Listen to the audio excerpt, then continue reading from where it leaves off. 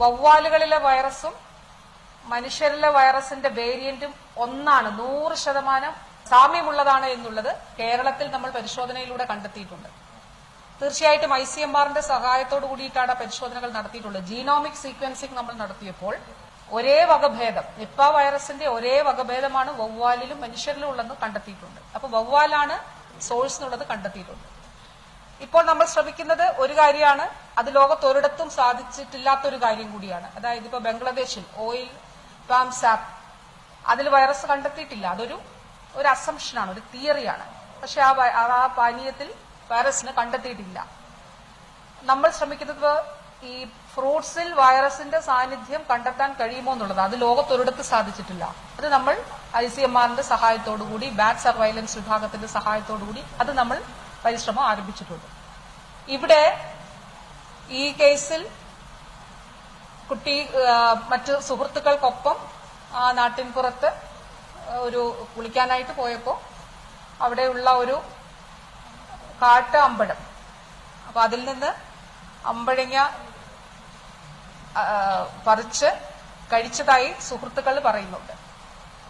അവിടെ വവ്വാലുകളുടെ സാന്നിധ്യമുണ്ട്. അപ്പൊ അതിനാണ് മറ്റു പോസിബിലിറ്റീസ് ഒന്നും തന്നെ വീട്ടുകാരിൽ നിന്നും കൂട്ടുകാരിൽ നിന്നുമുള്ള അഭിപ്രായങ്ങളുടെ അടിസ്ഥാനത്തിൽ അല്ലെങ്കിൽ അവർ പറഞ്ഞതിൽ നിന്നും ഇതിലേക്ക് ലീഡ് ചെയ്യുന്ന മറ്റൊരു കാര്യവും കിട്ടിയിട്ടില്ല. നേരത്തെ മറ്റു ജില്ലകളിലൊക്കെ പോയെന്ന് പറയുന്നത് വളരെ മുൻപാണ്, ഈ സമീപകാലത്ത് അല്ല. അപ്പോ ആ രീതിയിൽ ഏറ്റവും സാധ്യത ഇതിനാണ്.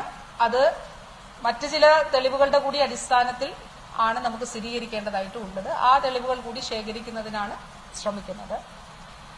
ബാറ്റ് സർവൈലൻസ് ടീം ഇവിടെ എത്തുന്നുണ്ട്. NIVയുടെ ഈ പ്രവർത്തനങ്ങൾക്ക് നേതൃത്വം നൽകുന്ന ഡോക്ടർ ബാലസുബ്രഹ്മണ്യമാണ്. അദ്ദേഹം വയനാട് കേന്ദ്രീകരിച്ച് പ്രവർത്തിക്കുന്ന വ്യക്തിയാണ്.